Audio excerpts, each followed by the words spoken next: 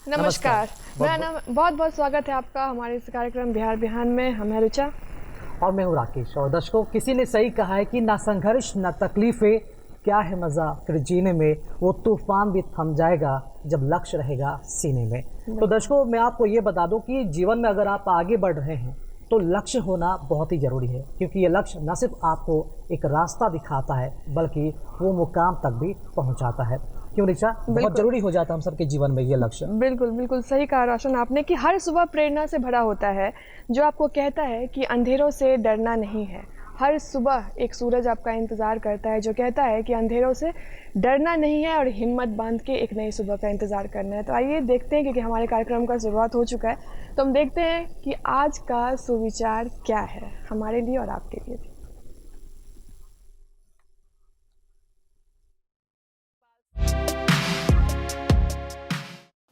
महात्मा गांधी ने कहा था, जब मैं सूर्यास्त और चंद्रमा के सौंदर्य की प्रशंसा करता हूं, मेरी आत्मा उसके निर्माता के पूजा के लिए विस्तृत हो उठती है।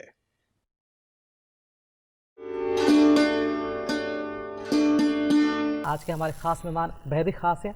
उनसे जुड़ी कई ऐसी बातें हैं जो हम सभी को एक सीख भी दी जाएगी और पूरी सोसाइटी के लिए एक बहुत ही बड़ा मैसेज भी होगा। जी हाँ, हम स्वागत करना चाहेंगे अपने खास मेहमान का। हमारे बीच मौजूद हैं अवकाश प्राप्त आईजी होमगार्ड एवं अग्निशमन सेवा जितेंद्र कुमार मिश्रा जी। बहुत बहुत स्वागत सर हमारे खास कार्यक्रम बिहार बिहान में आपका। जितेंद्र कुमार मिश्रा जी, कई सारी आपसे बातें करनी है। एक सर्विस का लंबा सफ़र आपने तय किया है, चूँकि अब अवकाश प्राप्त आप हो चुके हैं।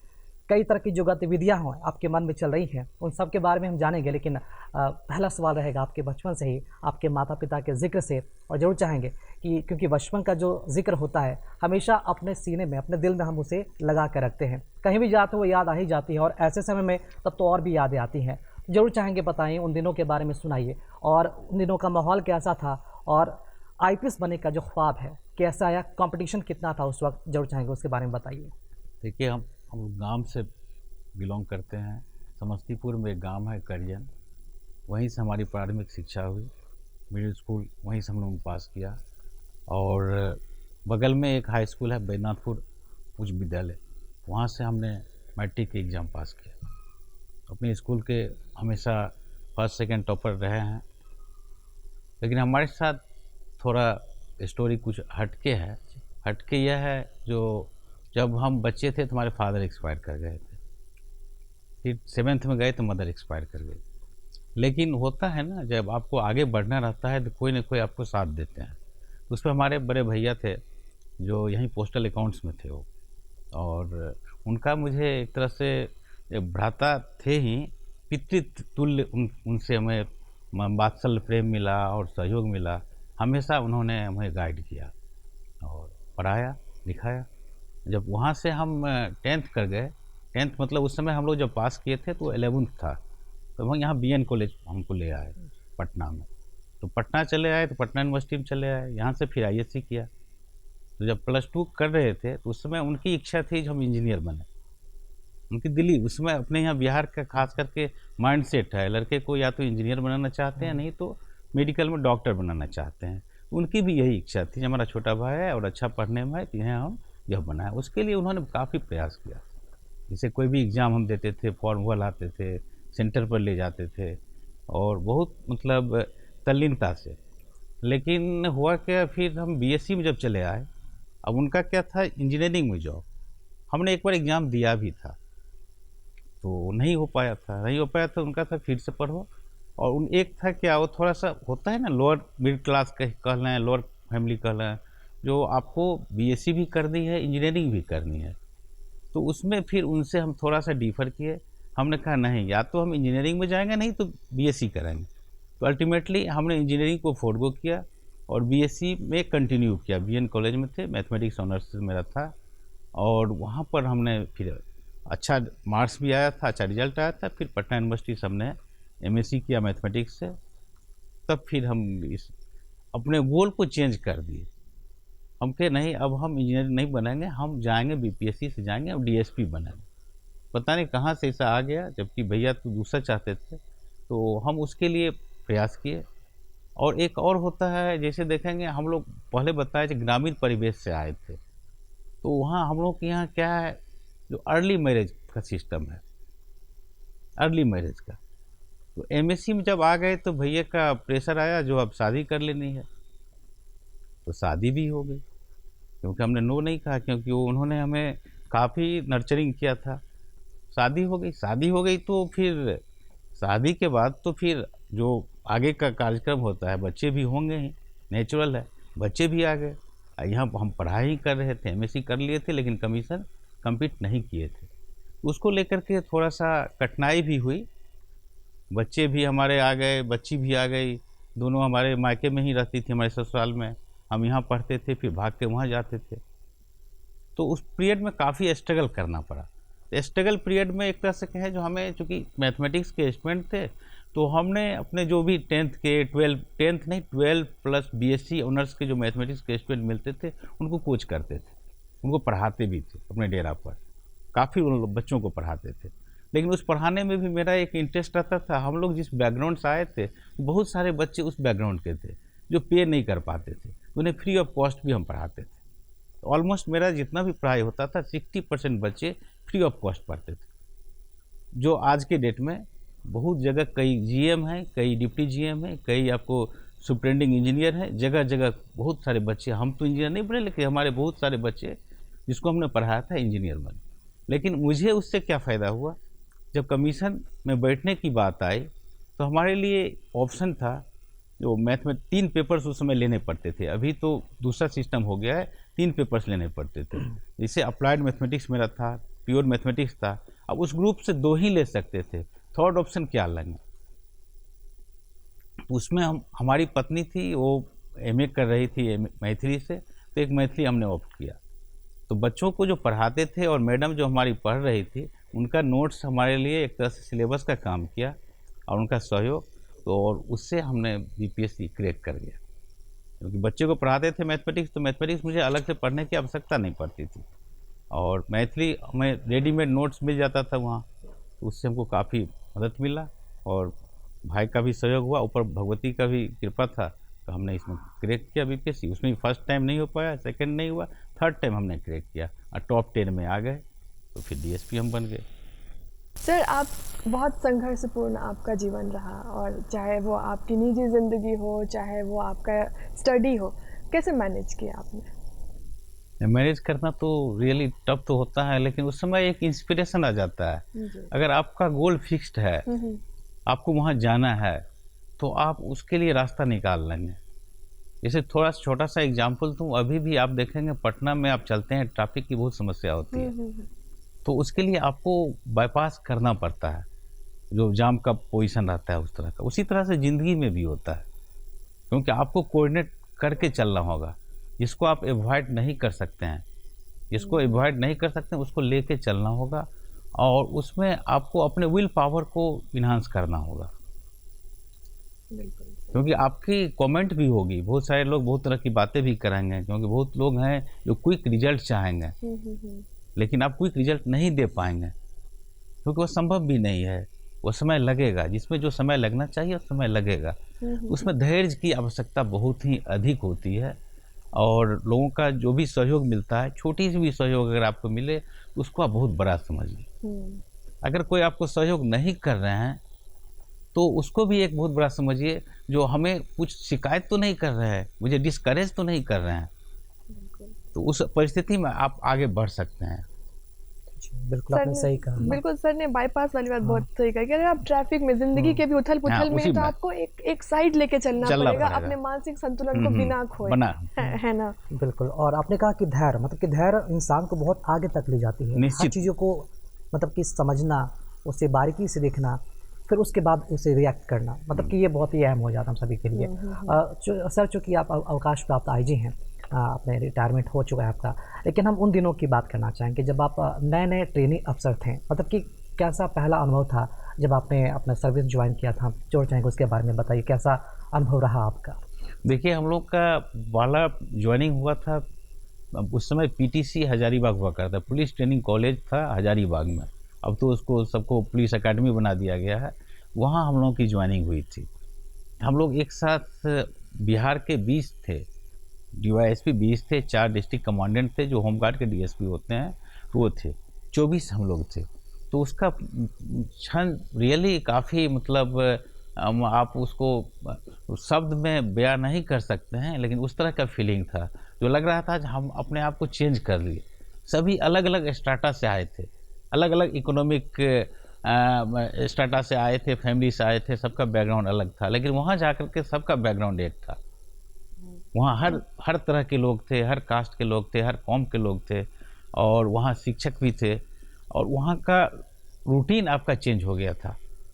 क्योंकि मुझे 5 बजे सुबह जाकर के मार्का पर लग जाना पड़ता था और परेड आपका शुरू हो जाता था। उसके लिए हम लोग उत्सुकता बस सब अपने अपने अलार्म घड़ी रखते थे, उसमें अलार्म लगाते थे, कोई 4 बजे का लगा है, कोई 4:30 बजे का लगा है, और उठ करके उस समय तैयार होना पड़ता था। तो डेली आपको उस समय शेविंग करना पड़ता था, कभी कभी लाइन भी कट जाता था, उसमें कैंडल के लाइट में ही आपको वो सब काम कर लेना पड़ता था, लेकिन आपको वहाँ फेल नहीं होना पड़ता था। यह लगता था शुरू में तो काफ़ी चैलेंज लगा जो कैसे हम लोग कर पाएंगे, लेकिन 10-15 दिन या 1 महीना जाते जाते हम लोग यूज टू हो गए। हम लोगों को लगा कि यही ज़िंदगी है, और वहाँ से सच कहिए हम लोग का ज़िंदगी बदल गया।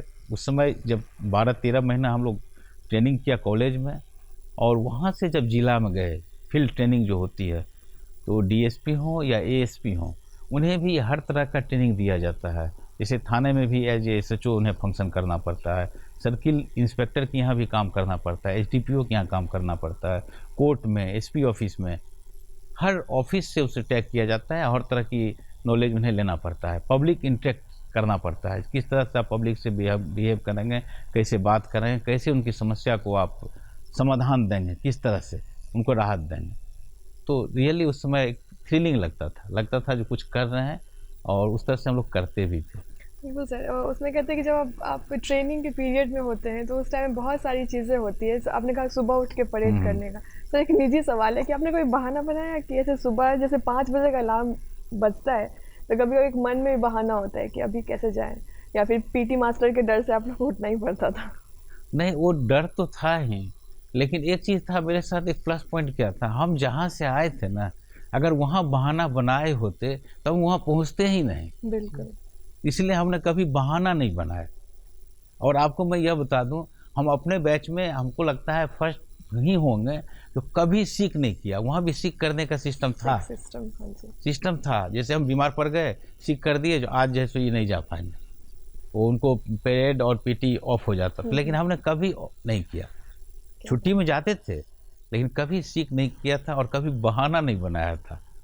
यह हमारे लिए एक प्लस पॉइंट था, जो हम सबको चैलेंज के रूप में लेते थे। हाँ, हमेशा। और ये है भी सर। तो सर ये अग्निशमन विभाग में आना, ये कितना चैलेंजिंग था आपके लिए? यह भी तो काफ़ी लंबा पीरियड बीत जाने के बाद एज ए डीआईजी हम आए थे Bihar home guard and fire service में, फिर वहीं प्रमोट हुए आईजी में, और वहीं रहे। यहाँ आने के बाद जो फायर का खास करके है, होमगार्ड का भी था और फायर का भी। तो फायर में होता क्या था, जो जितने भी आपको बिल्डिंग्स बनते हैं आज की डेट में, जो मल्टी स्टोरेज बिल्डिंग आप देखते हैं, 15 मीटर से ज़्यादा का जिसका हाइट है, या 500 स्क्वायर मीटर से ज़्यादा का प्लिंथ एरिया है, उन्हें आपको फायर एनओसी लेना पड़ता है। जब फायर एनओसी अगर दे देंगे, उसके बाद ही उन्हें नक्शा पास होगा। जो डिपार्टमेंट जो देती है नक्शा, तो पास होता है। तो उसमें बहुत सारे काम करना पड़ता था, उसमें करते थे। साथ ही यह देखना रहता था, बहुत सारी बिल्डिंग्स हैं जो बहुत बेतरतीब हैं, उनके वायरिंग सिस्टम बहुत बेतरतीब हैं, और उनका फायर सिक्योरिटी कुछ नहीं है। बड़ी बिल्डिंग है, बहुत पहले की बिल्डिंग है, पुरानी बिल्डिंग है, जर्जर बिल्डिंग है। उन्हें भी हमारे जो अफसर्स होते थे, डिस्ट्रिक्ट फायर अफसर्स होते थे, उनके साथ जो फायर के अफसर्स होते थे, वह जाकर के ऑडिट करते हैं, अभी भी करते हैं, उस समय भी करते थे। और ऑडिट करके उन्हें पॉइंट बताते थे, यह आपको कर लेना है, यहाँ अग्निशमन लगा देना है, यह हाइड्रेंट आपको चाहिए, जहाँ कहीं भी ज़रूरत पड़ेगी, तो अगर फायर की स्थिति आती है तो हमारे फायर टेंडर जाएंगे, तो वहाँ से पानी लेके फाइटिंग कर सकते हैं।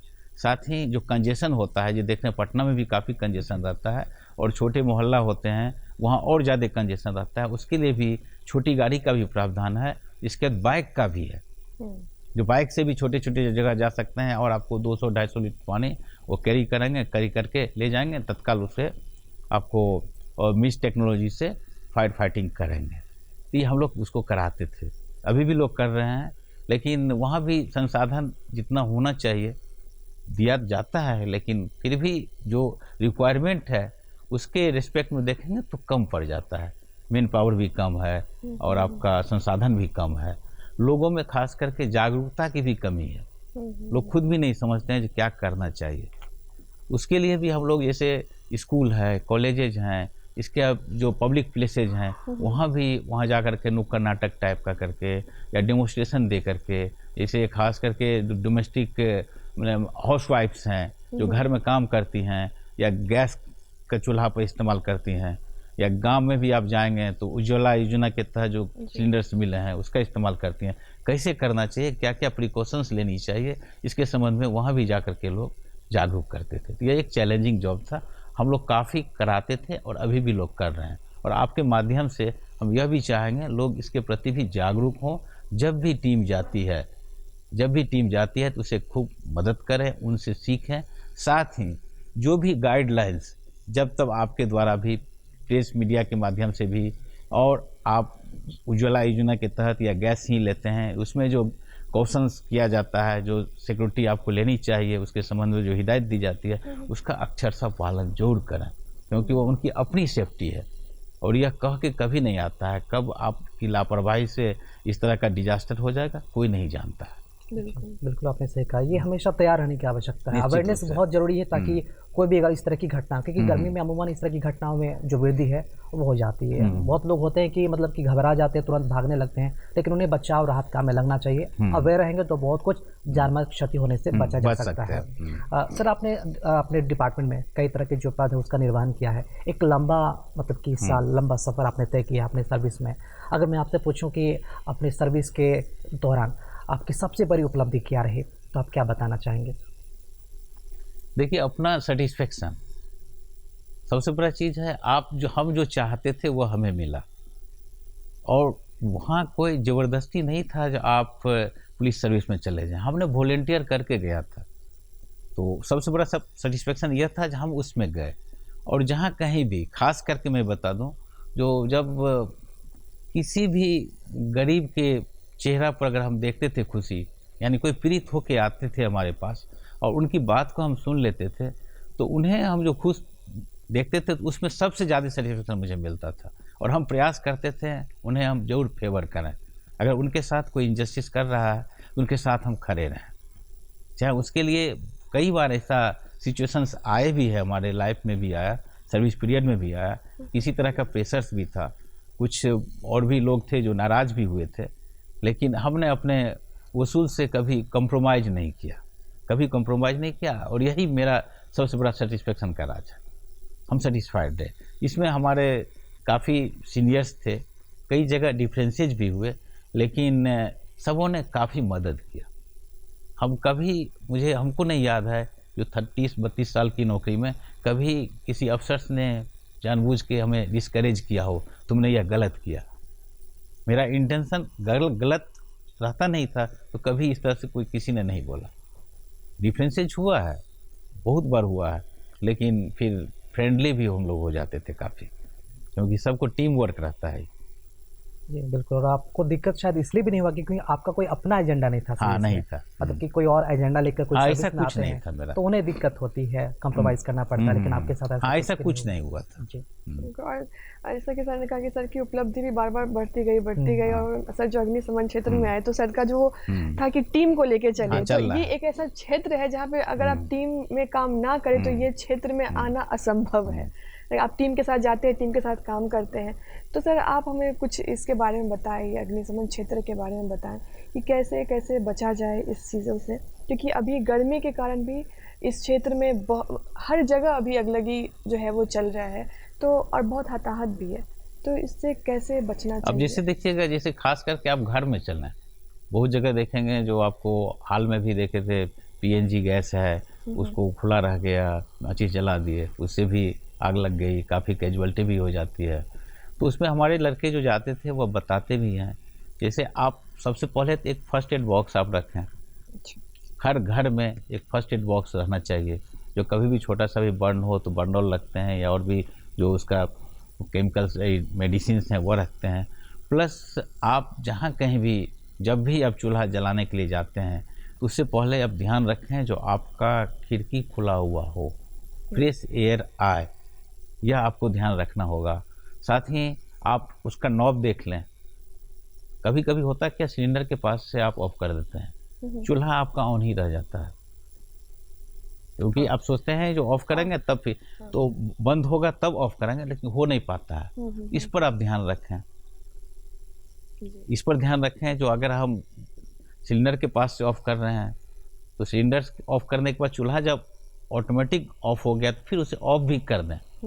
वह अक्सर भूल जाते हैं, अक्सर लोग भूल जाते हैं, कहीं कुछ काम कर रहे हैं। और आजकल भूलने के लिए तो मोबाइल भी काफ़ी सहायक है, लोग उसमें लगे रहते हैं तो बहुत कुछ भूल जाते हैं।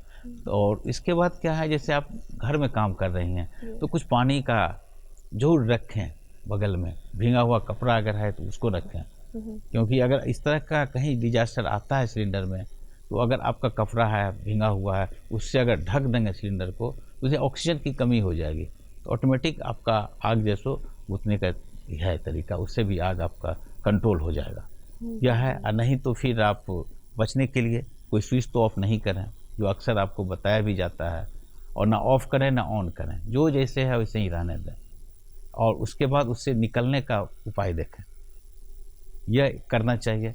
खास करके जहां आप देखेंगे जो अपार्टमेंट्स हैं, अपार्टमेंट में देखेंगे बहुत सारा क्लस्टर्ड अपार्टमेंट है, कॉलोनी के रूप में बना हुआ है, वहाँ भी आप पार्किंग का देखेंगे तो पार्किंग में क्या है, तो गाड़ियाँ के लिए अलग से पार्किंग स्पेस दिया हुआ है, लेकिन पार्किंग कहाँ लगती है, जो वहाँ रोड है उस पर पार्किंग लगती है, जो किसी तरह आप 2 व्हीलर 4 व्हीलर आप निकाल पाते हैं। अब ऐसी स्थिति में अगर फायर ब्रोक हुआ कहीं तो आप समझ सकते हैं जो फायर टेंडर कैसे जाएगा, उस समय तो काफ़ी हाई तौबा की स्थिति हो जाती है, और आप बचना चाहते हैं, सो भागना चाहते हैं बेहताशा, इसलिए उसको रोड को क्लियर करके रखें। वह रोड क्लियर होना चाहिए, जहाँ जिनकी पार्किंग का स्पेस अलॉट है वहीं पार्किंग करें। अगर वहाँ पार्किंग करेंगे तो आपका फ्री एक्सेस मिलेगा।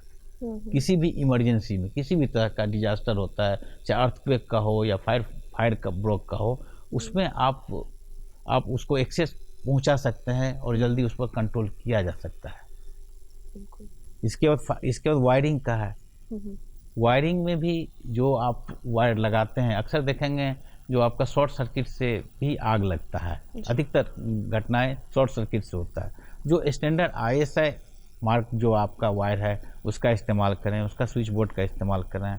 इसके बाद मल्टीपुल आप देखेंगे PCB या क्या उसको एक कहते हैं, उस तरह का लगाएं, ताकि एक सेक्शन अगर ख़राब हुआ तो उसी सेक्शन वो इफेक्ट करे, दूसरा सेक्शन नहीं करे, वो स्प्रेड नहीं करे।